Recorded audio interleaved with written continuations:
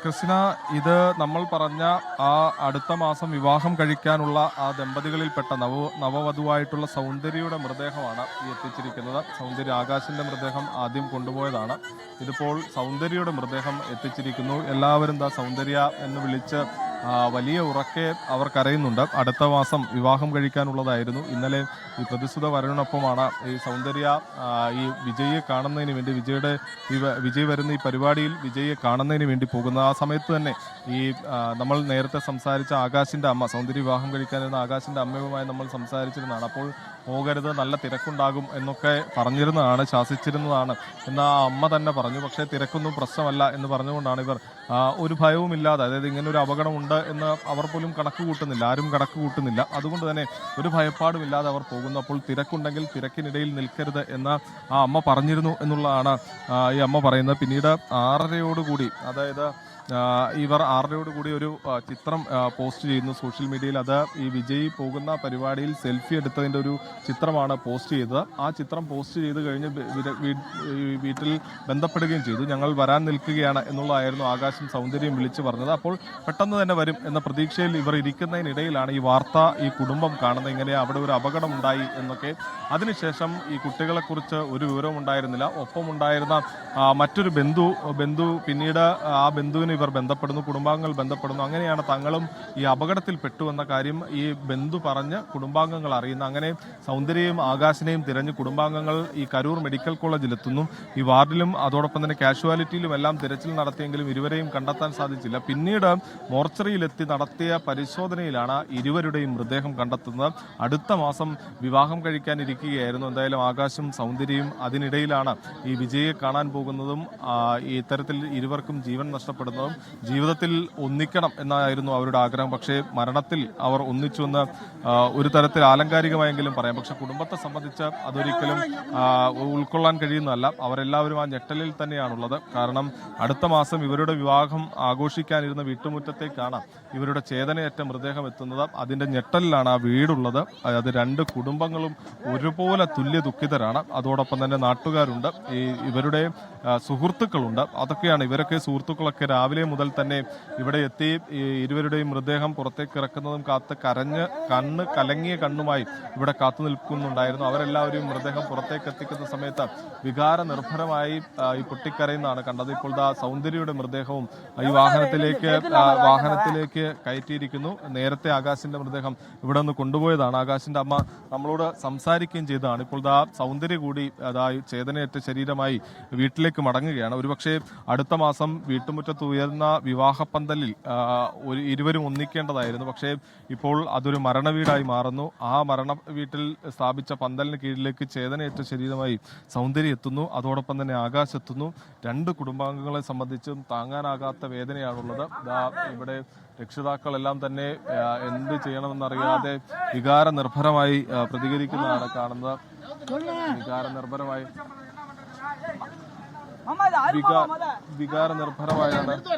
വികാരനിർഭരമായാണ് പ്രതികരിക്കുന്നത്. ഇപ്പോൾ സൗന്ദര്യയുടെ മൃതദേഹവും വഹിച്ചുകൊണ്ടുള്ള ആംബുലൻസ് കൂടി ഇവിടെ നിന്ന് പുറപ്പെടുകയാണ്. നേരത്തെ ആകാശിന്റെ മൃതദേഹം കൊണ്ടുപോയി. അതോടൊപ്പം തന്നെ നേരത്തെ നമ്മൾ പറഞ്ഞതാണ്, ഒരു കുടുംബത്തിലെ 3 പേർക്ക് ജീവൻ നഷ്ടമായി. 10ഉം 15ഉം വയസ്സുള്ള 2 കുട്ടികൾ, ആ കുട്ടികളുടെ മാതാവ്, അങ്ങനെ ആ കുടുംബത്തിൽ 3 പേരുടെ ജീവൻ നഷ്ടമായി. ഇവിടെ ആകാശിനും സൗന്ദര്യയും സംബന്ധിച്ച് അടുത്ത മാസം ഒന്നിക്കാനിരുന്ന ഇരുവരുമാണ്.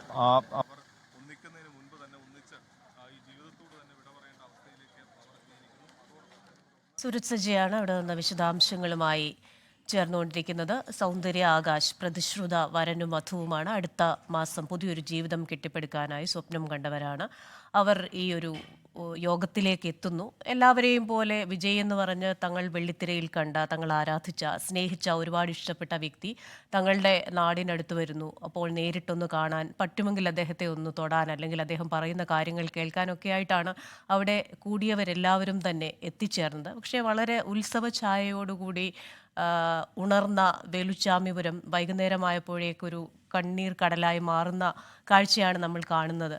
അതിനുശേഷം അവിടെ നിന്ന് ഒരു യുദ്ധം കഴിഞ്ഞ ഒരു രണഭൂമി പോലെ കൂടിക്കിടക്കുന്ന ചെരുപ്പുകളും വസ്ത്രങ്ങളും കൊടിതോരണങ്ങളും ആൾക്കാരുടെ ആഭരണങ്ങളും ആ ഒരു ചിത്രത്തിൽ നിന്ന് പലപ്പോഴും 1000 വാക്കുകൾ പറയുന്നതിനേക്കാൾ ശക്തിയുള്ള ചിത്രങ്ങളും ദൃശ്യങ്ങളുമാണ് അവിടെ നിന്ന് വന്നുകൊണ്ടിരിക്കുന്നത്. ഈ ഉറ്റവരെ നഷ്ടപ്പെട്ടവർക്കെല്ലാം അവരുടെ ജീവിതത്തിൽ ഉണ്ടാകുന്ന നഷ്ടം, അത് മകനായാലും അച്ഛനായാലും മകളായാലും സഹോദരനായാലും സഹോദരി ആയാലും ഒക്കെ ഓരോരുത്തരുടെയും ജീവിതത്തിൽ ഉണ്ടാകുന്ന നഷ്ടം അത് തുല്യമാണ്. അവർക്കത് തിരിച്ച് കിട്ടില്ല. ഒപ്പം തന്നെ ഇതിന് ശേഷമുണ്ടാകുന്ന ആരോപണ പ്രത്യാരോപണങ്ങൾ, രാഷ്ട്രീയമായ കുറ്റപ്പെടുത്തലുകൾ, നാട്ടുകാരുടെ ഭാഗത്തു നിന്നുള്ള ആവലാതികൾ, ഇതൊക്കെയുണ്ട്. സൂരജ് അവിടെ നിന്ന് തുടരുകയാണ്. സൂരജ്, നമുക്ക് പല രീതിയിലും വ്യാഖ്യാനിക്കാം, പല വിവക്ഷകളും ഇതിന് കൊടുക്കാം.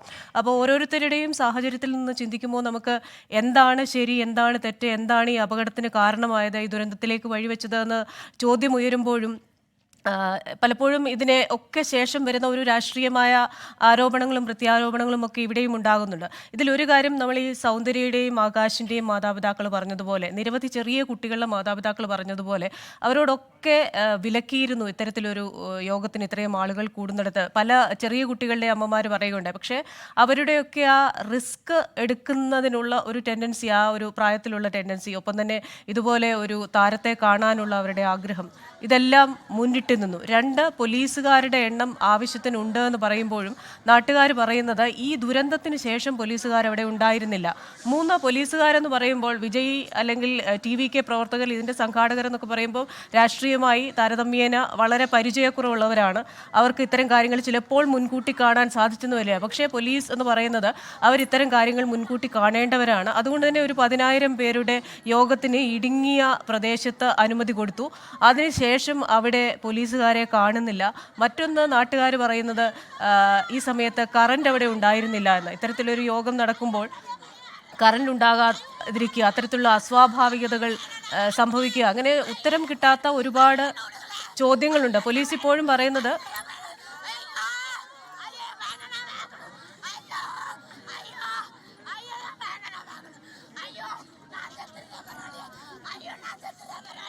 സൂരജ്, വിവിധ ദൃശ്യങ്ങൾ നമ്മൾ കാണുന്ന സമയത്താണ് നമ്മൾ ഇതൊന്ന് നിർത്തുന്നത്. അപ്പോൾ രാവിലെ ADGP പറയുന്നത് രാവിലെ 10 മണിക്ക് വരുമെന്ന് പറഞ്ഞു. രാവിലെ മുതൽ രാത്രി 12 മണി വരെ ആയിരുന്നു ആ പ്രദേശത്ത് അനുമതി തേടിയിരുന്നത്. പക്ഷേ രാവിലെ തൊട്ട് തന്നെ ആൾക്കാർ വന്നു. അതാണ് വിജയ് താമസിച്ചതാണ് ഇതിന് കാരണമെന്ന് അദ്ദേഹം പറയുന്നു. ഒപ്പം തന്നെ വിജയ്ക്ക് എങ്ങനെ വീട്ടിൽ കിടന്നുറങ്ങാമെന്ന രീതിയിലുള്ള പരാമർശങ്ങൾ വരുന്നു. നമുക്കറിയാം, അവസാനം ആ വേദി വിടുമ്പോഴും വിജയ്ക്ക് കാര്യങ്ങളെക്കുറിച്ച് വ്യക്തമായ ഒരു ധാരണ ഉണ്ടാകുന്നില്ല എന്നാണ് നമുക്ക് ആ ദൃശ്യങ്ങളിൽ നിന്നൊക്കെ മനസ്സിലാകുന്നത്. ഒപ്പം തന്നെ നമുക്കറിയാം, ഈ ഡ്രൈവ് ഒരാൾ ഡ്രൈവ് ചെയ്ത് പോകുമ്പോൾ ഒരു അപകടം ഉണ്ടാകുകയും 1 2 പേര് മരിക്കുകയൊക്കെ ചെയ്ത പലരുമായിട്ട് നമ്മൾ സംസാരിച്ചിട്ടുണ്ട്. അപ്പോൾ അവരുടെയൊക്കെ ഒരു ട്രോമ, മനഃപൂർവ്വം അല്ലെങ്കിലും ഒരാളുടെ ജീവൻ എടുത്തുവെന്ന ആ ഒരു ട്രോമയിലൊക്കെ ഒരു സംസാരിക്കാറുണ്ട്. അപ്പോൾ ഇത് നമ്മൾ മറ്റൊരു വിധത്തിൽ കണ്ടാൽ ചിലപ്പോൾ വിജയും അത്തരത്തിലൊരു ട്രോമയിലാണോ എന്ന് നമുക്ക് അറിയാൻ സാധിക്കില്ല. അങ്ങനെ പലതരത്തിൽ നമുക്ക് ഈ കാര്യങ്ങളൊക്കെ വ്യാഖ്യാനിച്ചെടുക്കാം. അപ്പോൾ ഇതിനൊക്കെ ഒരു ഉത്തരം തേടുന്നതിന് മുമ്പ് ഈ പറയുന്നത് പോലെ ഇത്രയും ജീവനുകൾ നഷ്ടപ്പെട്ടിട്ടുണ്ട്, നിരവധി പേര് പരിക്കേറ്റ് ആശുപത്രിയിൽ കിടക്കുന്നുണ്ട്. അന്വേഷണം തുടങ്ങിയിട്ടേ ഉള്ളൂ, അന്വേഷണത്തിന് ശേഷം പറയാം.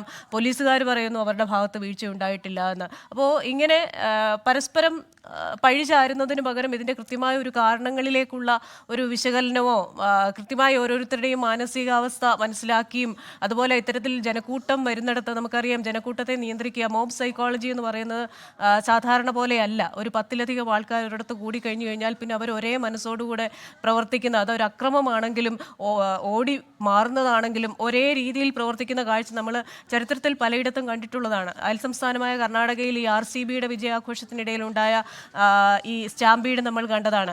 രാജ്യത്തിൻ്റെ പല ഭാഗത്തും 300-ലേറെ 400-ലേറെ ആൾക്കാരുടെ മരണത്തിനിടയാക്കിയ പല സ്റ്റാമ്പീഡുകളും ഉത്സവ സമയത്തൊക്കെ കണ്ടിട്ടുണ്ട്. അപ്പോൾ ഈ ഉദാഹരണങ്ങളൊക്കെ മുൻപിൽ നിൽക്കുമ്പോഴും ഇതൊന്നും മുൻകൂട്ടി കാണാനായില്ല എന്ന് പറയുന്നതും വലിയൊരു സങ്കടകരമായ കാര്യമാണ് സൂരജ്.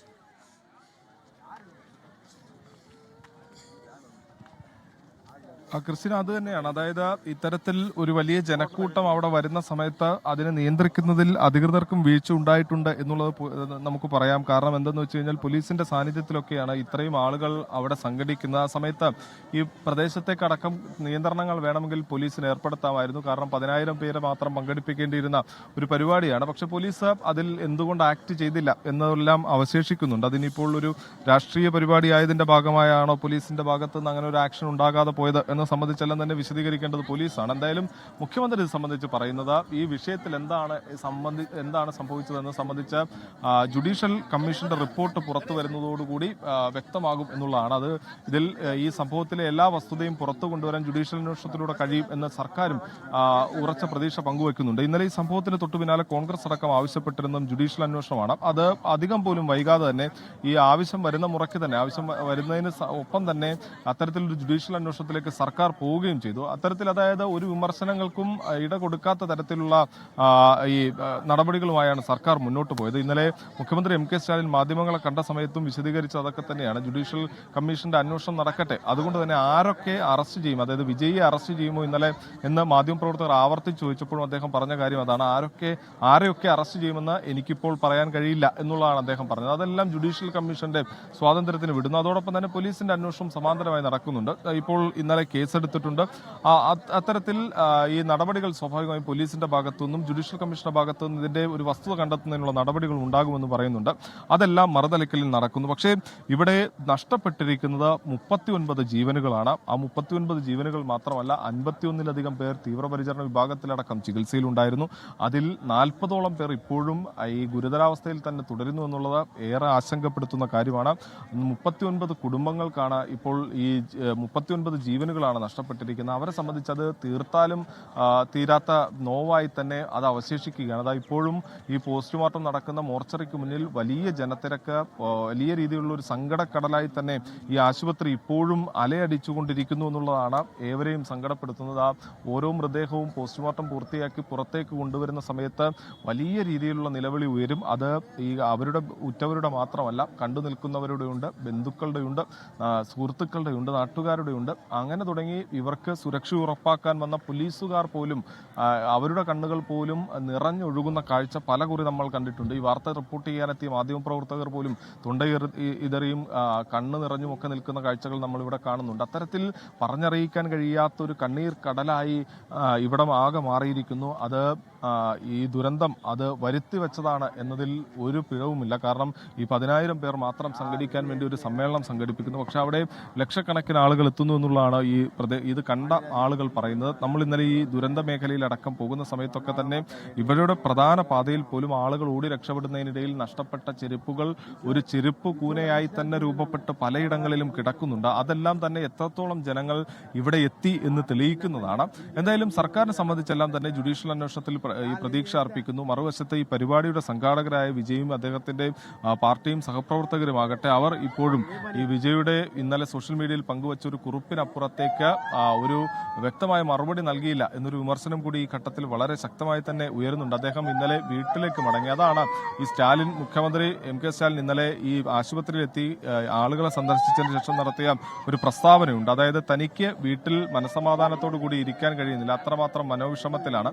അതുകൊണ്ടാണ് നാളെ 9 മണിക്ക് നിശ്ചയിച്ച തന്റെ സന്ദർശനം ഇന്നത്തെ രാത്രിയിലേക്ക് മാറ്റിയതെന്ന് സ്റ്റാലിൻ പറയുന്നു. മറുതലക്കലിൽ ഈ സംഭവങ്ങൾ നടക്കുമ്പോൾ അതിന്റെ എല്ലാം മുൻനിരയിലുണ്ടായിരുന്ന വിജയ് ആകട്ടെ വീട്ടിലേക്ക് മടങ്ങിയ ഒരു സാഹചര്യം കൂടിയുണ്ട്. എന്തായാലും ഇപ്പോൾ 25 പേരുടെ പോസ്റ്റ്മോർട്ടം പൂർത്തിയായി മൃതദേഹങ്ങൾ കൈമാറിയിരിക്കുന്നു. ബാക്കിയുള്ളവരുടെ പോസ്റ്റ്മോർട്ടം നടപടി കൂടി ഇപ്പോൾ ഈ മെഡിക്കൽ കോളേജിൽ പുരോഗമിക്കുകയാണ്. ക്രിസ്റ്റീന സ്മിത. ലോകത്തെവിടെയായാലും ഏത് സമയത്തും 24 വാർത്തകളും ഓഗ്മെന്റഡ് റിയാലിറ്റി പാക്കേജുകളും എക്സ്പ്ലെയിനറുകളും വിശദമായി കാണാൻ ഞങ്ങളുടെ യൂട്യൂബ് ചാനൽ നിങ്ങൾക്ക് സബ്സ്ക്രൈബ് ചെയ്യാം.